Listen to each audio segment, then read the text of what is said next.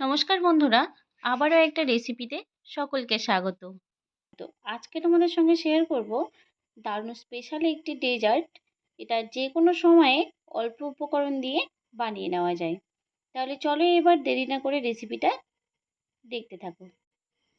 ডেজার্টটি তৈরি করার জন্য সবার প্রথমে একটা পাত্রের মধ্যে নিয়ে নিচ্ছি 1 প্যাকেট লিকুইড দুধ। আমি এখানে প্যাকেটের দুধ ব্যবহার করেছি, আপনারা চাইলে কিন্তু নর্মাল যে গরুর দুধ হয় সেটাও ব্যবহার করতে পারেন। এবার এটাকে অনবরত নাড়াচাড়া করে ভালো করে ফুটিয়ে নেব।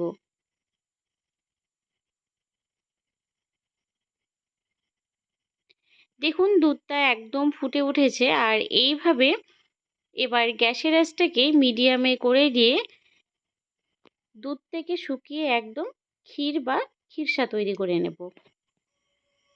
আমি এখানে আমার প্রয়োজন মতো 1 প্যাকেট দুধের ব্যবহার করেছি। আপনারা যদি এর থেকে বেশি বা কম তৈরি করতে চান তাহলে দুধের পরিমাণটা কম বেশি করে ব্যবহার করবেন। দেখুন দুধটা কিন্তু অনেকটা ঘন হয়ে এসেছে, তবে এর থেকে আরও বেশি করে এটাকে ঘন করে নেব। আর এই যে কড়াইয়ের সাইডে যে সর বা মালাইটা লেগে যাচ্ছে সেটাকে এইভাবে হাতা দিয়ে তুলে দুধের মধ্যে দিয়ে দেব। দেখুন আমি ক্ষীরটাকে তৈরি করে নিয়েছি, এর থেকে বেশি আর ঘন করছি না, কারণ এটা ঠান্ডা হয়ে গেলে আরও কিছুটা টেনে যাবে। এবার এর মধ্যে দিয়ে দিচ্ছি স্বাদ মতো চিনি, আর দিয়ে দেব সামান্য পরিমাণ এলাচ গুঁড়ো।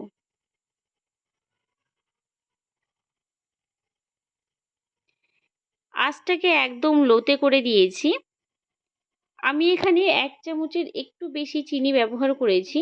আপনারা আপনাদের স্বাদ অনুযায়ী অবশ্যই মিষ্টিটা ব্যবহার করবেন। চিনিটাকে দিয়ে ভালো করে নাড়াচাড়া করে মিশিয়ে নেওয়ার পর এবার এর মধ্যে দিয়ে দিলাম সামান্য পরিমাণ এলাচ গুঁড়ো। এটাকে দিয়েও একইভাবে ভালো করে মিশিয়ে নিয়ে এবার আঁচটাকে অফ করে এটাকে নামিয়ে নেব।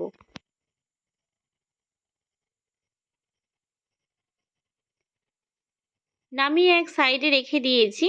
আবার একটি প্যান বসিয়ে দিয়ে দিলাম 1 চামচ পরিমাণ ঘি। ঘিটাকে ভালো করে গরম করে নিয়ে প্যানের চারপাশে এইভাবে ছড়িয়ে দেব।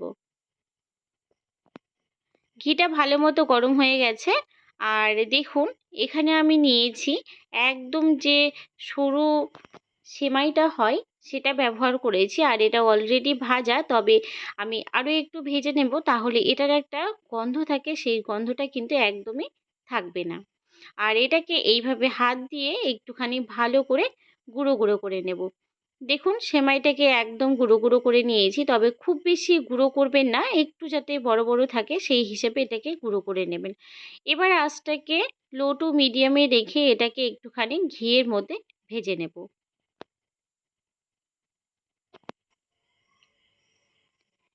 এই ডেজার্টটা যে কোনো টাইমে আপনারা তৈরি করে নিতে পারেন, খুব অল্প সময় লাগে আর খুব অল্প উপকরণ দিয়ে এটা তৈরি হয়ে যায়। বাচ্চা থেকে বড় সবাই কিন্তু এটা খেতে খুবই পছন্দ করবে। দেখুন এটা ভেজে নেওয়া হয়ে গেছে, এটার একটা সুন্দর গন্ধ উঠতে শুরু করে দিয়েছে, তার মানে বুঝে নেবেন যে এটা একদম ভালোভাবে ভেজে নেওয়া হয়ে গেছে। এবার আমি এর মধ্যে দিয়ে দিচ্ছি 3 টেবিল চামচ পরিমাণ জল। জলের পরিমাণটা খুব বেশি দেবেন না, তাহলে কিন্তু এটা একদমই সেদ্ধ হয়ে কাদা কাদা ভাব চলে আসবে। সেই জন্য অল্প পরিমাণে জলের ব্যবহার করলাম। এবার ভালো করে জলটাকে সব কিছুর সঙ্গে মিশিয়ে দিয়ে ঢাকা দিয়ে আঁচটাকে একদম লোতে করে 2 থেকে 3 মিনিট এটাকে সেদ্ধ করে নেব।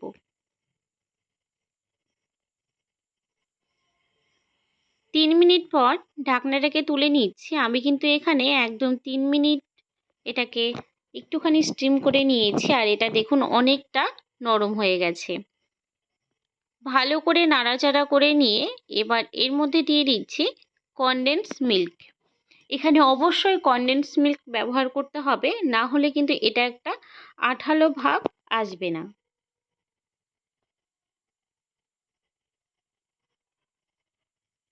আমি এখানে 3 থেকে 4 টেবিল চামচ পরিমাণ কনডেন্স মিল্ক ব্যবহার করেছি। আপনারা আপনাদের পছন্দ মতো বা মিষ্টিটা যে যেমন খাবেন সেই হিসেবে কিন্তু এখানে ব্যবহার করবেন। এবার অনবরত নাড়াচাড়া করে এটাকে ভালো করে মিশিয়ে নেব, আর আঁচটাকে কিন্তু একদম লোতেই রেখেছি। এটা যখন একসঙ্গে ভালো করে মিশে যাবে, যেহেতু কনডেন্স মিল্কটা একটু আঠালো ভাব আছে, সেই জন্য কিন্তু এটা একটু চিটচিটে ভাবের হবে। দেখুন ভালো করে মিশিয়ে নেওয়া হয়ে গেছে আর এটা কিন্তু আমাদের একদম রেডি হয়ে গেছে। এবার এটাকে নামিয়ে নিচ্ছি। আর এই ডেজার্টটা তৈরি করতে এরকম ছোট ছোট পাত্র হলে কিন্তু খুবই ভালো হয়। আমি এখানে ছোট সাইজের কাচের বাটি নিয়েছি। আপনাদের বাড়িতে যদি মোল্ড থেকে থাকে তাহলে আপনারা কিন্তু অবশ্যই ব্যবহার করতে পারেন। এই বাটিগুলোর মধ্যে সামান্য পরিমাণ এবার একটুখানি ঘি মাখিয়ে নিচ্ছি, যাতে করে তুলতে বা এটার একটা সুন্দর গন্ধ আসার জন্যও কিন্তু ঘিটাকে ব্যবহার করা যেতে পারে। ভালো করে বাটিগুলোর মধ্যে আমি ঘিটাকে মেখে নিয়েছি। এবার একটু একটু করে সেমাই নিয়ে এরকম একটা বাটির শেপ তৈরি করে নেব। এটা কিন্তু একটু গরম থাকতে থাকতেই তৈরি করতে হবে, কারণ ঠান্ডা হয়ে গেলে এটা একদম শক্ত হয়ে যাবে। তাই চেষ্টা করবেন একদম গরম থাকতে থাকতেই এটাকে তৈরি করবার।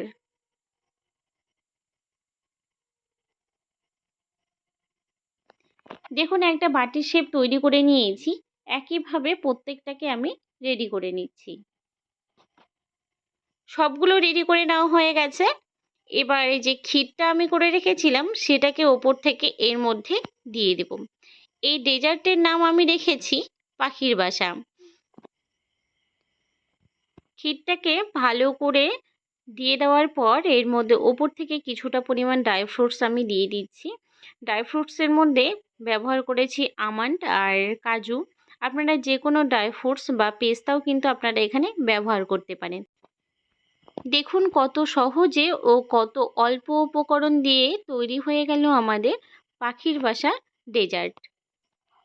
তো বন্ধুরা, আমার এই রেসিপিটা তোমাদের কেমন লেগেছে? যদি ভালো লাগে অবশ্যই লাইক, শেয়ার, কমেন্ট করবেন। আর আমার চ্যানেলে নতুন বন্ধু হয়ে থাকলে চ্যানেলটিকে অবশ্যই সাবস্ক্রাইব করে নেবেন। পাশে থাকা বেল আইকনটি অন করতে কিন্তু একদম ভুলবেন না পরবর্তী ভিডিওর আপডেটগুলি পাওয়ার জন্য।